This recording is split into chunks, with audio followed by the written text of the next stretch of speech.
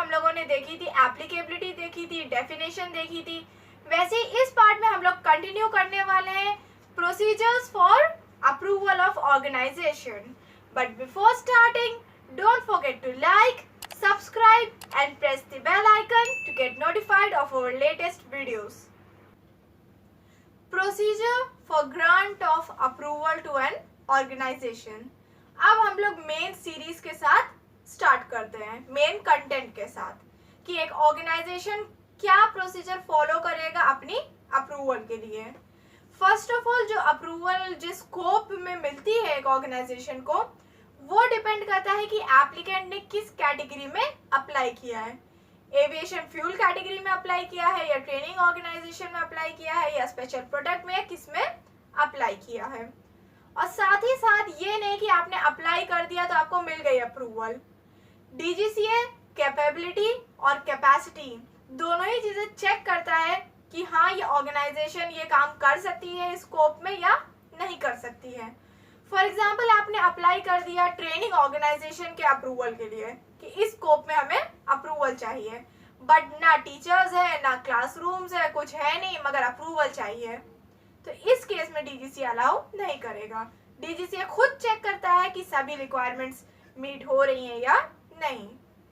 एक ऑर्गेनाइजेशन का जो स्कोप ऑफ अप्रूवल होता है वो उसके सर्टिफिकेट ऑफ अप्रूवल या कैपेबिलिटी लिस्ट में मेंशन्ड होता है. ये जो सर्टिफिकेट ऑफ अप्रूवल होता है ऑर्गेनाइजेशन में एक प्रोमिनेंट प्लेस पे डिस्प्लेड होता है, जो हर इंसान देख सके, और साथ ही साथ जब डीजीसीए इंस्पेक्शन के लिए आए ये सर्टिफिकेट ऑफ अप्रूवल उसके लिए अवेलेबल हो. Next is an important point, part या प्रोविजनल अप्रूवल अलाउड नहीं है. यानी कि ये नहीं कि हमने आधे काम के लिए खाली अप्रूवल ली, बाकी का कहा कि कोई और कर लेगा, ये चीज अलाउड नहीं है. अब अप्रूवल के लिए कुछ जनरल रिक्वायरमेंट्स होती हैं, जैसे कि application and issue of approval. Next is facility requirements, then personnel requirements and quality system. तो हम लोग एक एक करके सबके बारे में डिटेल में पढ़ेंगे. Application and issue of approval.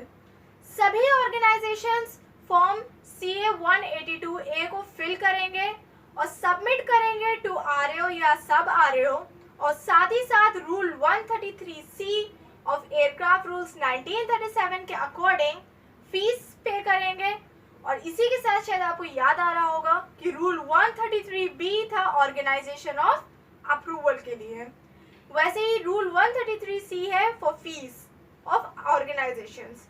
तो ये फीस पे करेंगे और साथ ही साथ एक स्टेटमेंट से अटैच करेंगे जो कि अकाउंटेबल मैनेजर से साइंड होगा कि सभी एसोसिएटेड मैनुअल्स और ऑर्गेनाइजेशन की मैनुअल डीजीसीए के रिक्वायरमेंट्स, उसके रेगुलेशंस के स्टैंडर्ड की है और हमेशा कंप्लाइड होंगी. इसी के साथ आते हैं इंस्पेक्शन.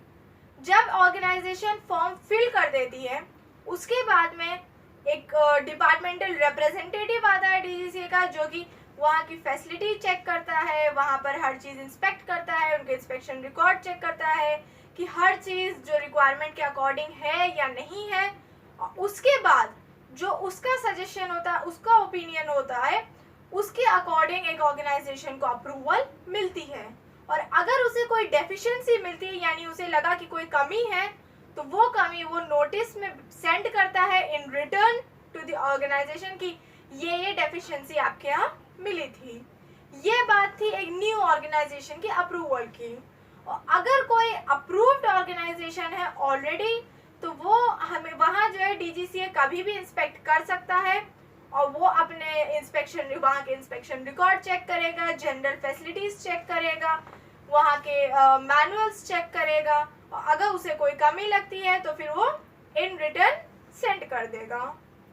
और ये स्कोप ऑफ अप्रूवल जो कि एक ऑर्गेनाइजेशन को मिलता है वो सर्टिफिकेट ऑफ अप्रूवल में लिखा होगा और क्वालिटी मैनुअल में रिफ्लेक्ट हो रहा होता है, क्योंकि हमने एज इट इज बताया था कि क्वालिटी मैनुअल एक ऑर्गेनाइजेशन की जन्म कुंडली होती है जिसमें हर चीज मेंशन होती है.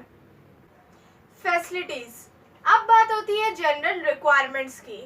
एक ऑर्गेनाइजेशन का जो एटमॉस्फेयर है ऐसा होना चाहिए जो कि ह्यूमिडिटी फ्री हो, डस्ट फ्री हो, मॉइस्ट फ्री हो, एक्सेट्रा हो, और एनवायरनमेंट इस हिसाब से हो कि एक पर्सनल जो वर्क कर रहा हो उसकी एफिशिएंसी को इम्पेयर ना करे, और साथ ही साथ प्रोटेक्शन होना चाहिए from weather element, and adequate office accommodation होना चाहिए for all the people for planning, भले वो क्वालिटी डिपार्टमेंट हो या इंस्पेक्शन डिपार्टमेंट हो या जो भी डिपार्टमेंट हो, और साथ ही साथ office accommodation for airworthiness directorate होना चाहिए ताकि वो वहां रहकर oversight activity properly carry out कर सके। Next is items, equipments and materials.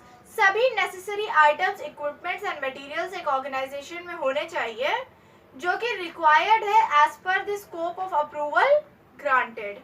कुछ मटेरियल्स, आइटम्स, इक्विपमेंट ऐसे होते हैं जो कि कंट्रोल्ड एंड कैलिब्रेटेड होना चाहिए, calibrated at a frequency prescribe by the manufacturer of it, और ये इसलिए कैलिब्रेशन इंपॉर्टेंट है ताकि उस चीज की एक्यूरेसी एंड सर्विसिबिलिटी मेंटेन रहे, और इस चीज के रिकॉर्ड्स भी एक ऑर्गेनाइजेशन में मेंटेन रहना चाहिए।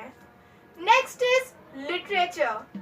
सभी literature related to it to the scope of approval granted एक ऑर्गेनाइजेशन में प्रेजेंट होना चाहिए, and all the directives issued by DGCA या फिर अथॉरिटी या फिर इंडिविजुअल, वो सभी कुछ एक ऑर्गेनाइजेशन में प्रेजेंट होना चाहिए, एंड सभी लिटरेचर अप टू डेट होना चाहिए। Starting with personal requirement. First, accountable manager. Accountable manager, जैसे कि हम लोगों को पता है कि उसके पास पूरी कॉर्पोरेट अथॉरिटी होती है, and accountable manager is always acceptable to DGCA, not approved by DGCA. Any person having financial authority is acceptable to DGCA. और अगर कोई अकाउंटेबल मैनेजर अपनी अथॉरिटी किसी और को देना चाहता है तो वो डेलीगेट करेगा इन राइटिंग अपनी अथॉरिटी टू समवन एल्स, सारी फाइनेंशियल अथॉरिटी। अब अकाउंटेबल मैनेजर्स की भी कुछ रिस्पॉन्सिबिलिटीज होती है, उसे मॉनिटर करना होता है सभी activities in an organisation including contracting and surveillance of subcontracted work. Next is सभी पर्सनल प्रॉपरली क्वालिफाइड है एंड ट्रेन्ड है, एंड प्रोसीजर्स एक ऑर्गेनाइजेशन इंश्योर करना है कि जो प्रोसीजर्स हैं वो बनाए जा रहे हैं, प्रॉपरली डॉक्यूमेंटेड हो रहे हैं, plan, documented, managed and followed, including payment of any charges, और साथ ही साथ सभी फैसिलिटीज अवेलेबल है जो जो रिक्वायर्ड है अपने स्कोप ऑफ अप्रूवल ग्रांटेड में, वो फैसिलिटीज है सारी की सारी, और साथ ही साथ अगर कोई डेफिशिएंसी मिलती है DGCA को इंटरनल ऑडिट के टाइम तो उसके लिए प्रॉपर करेक्टिव एक्शन लिया जा रहा है।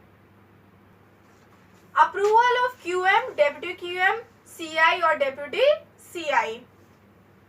एक ऑर्गेनाइजेशन नॉमिनेट करती है एक्सपीरियंस एंड क्वालिफाइड पर्सन इस पोजीशन के लिए, और इनको अपॉन एग्जामिनेशन खुद को सेटिस्फाई करके DGCA इनका एग्जामिनेशन लेता है कि हाँ ये इस पोजीशन के लिए प्रॉपर अप्रोप्रिएट पर्सन है या नहीं।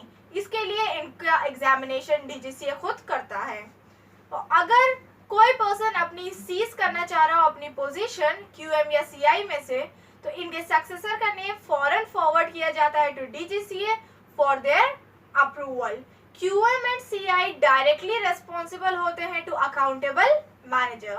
अब भले डेप्यूटी QM हो या डेप्यूटी CI हो, इन लोगों को भी अप्रूवल की जरूरत होती है फ्रॉम DGCA। इनका मेन काम जो होता है QM एंड CI का, ये रेस्पॉन्सिबिलिटी होती है कि ये ऑर्गेनाइजेशन जो है वर्क कर रही है in compliance with this CAR। And lastly इनको फुल्ली कन्वर्जेंट होना चाहिए अपने स्कोप ऑफ वर्क के साथ, जो इनको जिस स्कोप में इनको अप्रूवल ग्रांट हुई है उसके साथ फुली, भले इंडिविजुअली या जॉइंटली इनको कन्वर्जेंट होना चाहिए, और साथ ही साथ इनके अंडर काफी क्वालिफाइड पर्सन काम करेंगे, ढेर सारे पर्सनल काम करेंगे एंड नॉलेजेबल पीपल भी इनके अंडर काम करेंगे। Next is personal, remaining personal. तो जितने भी पर्सनल एक ऑर्गेनाइजेशन में काम कर रहे हैं वो अपने टास्क में क्वालिफाइड होना चाहिए और साथ ही साथ ट्रेंड होना चाहिए, और ऑर्गेनाइजेशन को इस बात को एंश्योर करना है कि इन लोगों का रिफ्रेशर कोर्स ऑर्गेनाइजेशन करवा रही है। अब आप सोच रहे होंगे रिफ्रेशर कोर्स की क्या ज़रूरत। इसको हम लोग एक एग्जाम्पल के साथ समझते हैं। पहले जो है गियर वाली कार्स आती थी, तो जो लोग पहले कार्स चलाते थे उनको गियर वाली कार मतलब गियर लगाने की आदत थी। अब मोस्टली कार्स गियरलेस आने लगी हैं, तो वो person directly gearless car operate नहीं कर सकते हैं। उनको अपनी नॉलेज को इन्हांस करना पड़ेगा, रिफ्रेश करना पड़ेगा कि कैसे ये जो नया अपडेट आया है, गियरलेस कार्स आई हैं, कैसे इनको ड्राइव करना है। तो वैसे ही हम लोगों को अपनी नॉलेज अपडेट करने के लिए ये रिफ्रेशर कोर्सेज होते हैं, जो कि ऑर्गेनाइजेशन की रिस्पॉन्सिबिलिटी होती है कि उनके यहाँ जो काम कर रहे हैं इंडिविजुअल, उनकी रिफ्रेशर कोर्स हुआ है या फिर नहीं। और साथ ही साथ उनकी मेडिकल फिटनेस का ध्यान रखना भी एक ऑर्गेनाइजेशन की रिस्पॉन्सिबिलिटी होती है कि वो फिजिकली फिट है अपने काम के लिए या फिर नहीं है। फॉर एग्जाम्पल एक AME है जो कि वायरिंग का काम कर रहा है और उसको कलर ब्लाइंडनेस है, तो फिर काफ़ी प्रॉब्लम्स क्रिएट हो सकती हैं। वो कोई का वायर किसी और में कनेक्ट कर देगा, रेड वायर ग्रीन की जगह लगा देगा, ग्रीन वायर रेड की जगह लगा देगा। तो इसलिए फिजिकली फिट होना भी बहुत इम्पॉर्टेंट है। और इसी के साथ साथ ऑर्गेनाइजेशन को इंश्योर करना है कि कोई भी पर्सनल जो वहाँ काम कर रहा है वो किसी भी साइको एक्टिव सब्सटेंसेस को कंज्यूम ना कर रहा हो, इस चीज में इन्वॉल्व ना हो। Quality system, last is quality system. An approved organization shall establish procedures accepted to DGCA to ensure good practices and good standards, and साथ ही साथ जितनी भी इस CAR से रिलेटेड रिक्वायरमेंट्स हैं वो सभी कुछ एस्टैब्लिश करना है। Next is quality cell as applicable. Quality cell दो चीज़ों को मॉनिटर करता है। First is product standards and next is जो ऑर्गेनाइजेशन में लेड डाउन प्रैक्टिसेस हैं और प्रोसीजर्स हैं वो एयरक्राफ्ट रूल्स, साथ ही साथ related CARs and time to time instructions issued by DGCA, ये सभी चीज़ें फॉलो हो रही हैं टाइम टू टाइम या फिर नहीं। ये चीज़ के लिए होता है क्वालिटी सेल, इन चीज़ों को मॉनिटर करने के लिए। अब ये थी 4 जनरल रिक्वायरमेंट्स फॉर अप्रूवल। अब नेक्स्ट इज मैनुअल्स। जो मैनुअल्स एक ऑर्गेनाइजेशन में बनेंगी फॉर अप्रूवल, वो 1 या 2 वॉल्यूम्स की भी या फिर मोर वॉल्यूम्स की भी हो सकती हैं। वो सभी लूज लीफ फॉर्म की होंगी और हर manual will consist of page number, साथ ही साथ index for content, amendment and revisions, साथ ही साथ चैप्टर नंबर और सेक्शन नंबर और part number and date of issue. और मैनुअल्स में अगर कोई रिविजन आता है तो उसको आइडेंटिफाई करने के लिए एक यूनिक तरीका, जैसे कि हम लोगों ने CAR में देखा होगा, कुछ पैराग्राफ्स के लेफ्ट साइड में एक वर्टिकल ब्लैक लाइन होती है। वो वर्टिकल ब्लैक लाइन शो करती है कि उस पैराग्राफ में कोई रिविजन या अमेंडमेंट आया है। अब बात होती है मैनुअल्स की अप्रूवल की, कि इनका अप्रूवल कैसे होगा। इन ट्रिप्लिकेट कॉपी सेंड होगी मैनुअल्स की और साथ ही साथ सप्लीमेंट्री मैनुअल्स की सेंड करी जाएगी टू RO या DGCA for approval, and 1 copy would be returned to the organization after indicating approval thereon with signature office stamp of CI या फिर QM। CI अगर ट्रेनिंग मैनुअल की बात है, QM अगर क्वालिटी मैनुअल की बात है। उसके बाद में ये मैनुअल्स के प्रॉपर सेट्स डिस्ट्रीब्यूट होंगे उन पर्सन को जिनके लिए लगता है कि हाँ नेसेसरी है, और साथ ही साथ डिस्ट्रीब्यूट होगा टू DGCA ताकि वो अपने RO को सेंड कर सके। और एक कॉपी, अप्रोप्रिएट कॉपीज जो है ऑर्गेनाइजेशन में भी रखी जाएंगी ताकि अगर किसी को उसकी ज़रूरत है तो वो इंसान ईजिली उसको रिफर कर सके। अब बाद में जब बात आती है रिवीजन की, पॉलिसी, प्रैक्टिसेस और अगर कोई भी अमेंडमेंट इक्विपमेंट में आता है या किसी भी चीज़ में कोई चेंज आता है तो फिर उसमें एक मैनुअल में रिवीजन होगा। और अगर कोई रिवीजन सेफ्टी या एयरवर्थनेस रिलेटेड है तो फिर प्रायर अप्रूवल ऑफ DGCA बहुत इम्पॉर्टेंट है। अप्रूवल के लिए एप्लीकेशन के साथ में उसका रिवीजन जाएगा और साथ ही साथ रीजन फॉर रिवीजन सेंड होगा टू RO फॉर अप्रूवल। और उसके बाद में जिन जिन पर्सन्स को कॉपी सेंड की थी प्रीवियस वाली, उन सभी को ये लेटेस्ट अपडेटेड कॉपी फिर से सेंड की जाएगी। इस चीज़ के लिए ऑर्गेनाइजेशन में एक सिस्टम होता है जिसमें एक पर्सन जो इसको एडमिनिस्टर कर रहा होता है वो काफ़ी नॉलेजेबल होना चाहिए, एक्सपीरियंस्ड होना चाहिए और साथ ही साथ एक रेस्पॉन्सिबल होता है टू क्वालिटी कंट्रोल डिपार्टमेंट, जो इस बात को इंश्योर करता है कि कब कब क्या रिविजन्स आने चाहिए और किस तरह से इस CAR को फॉलो करना है और क्या क्या मैनुअल्स में अमेंडमेंट्स करने हैं।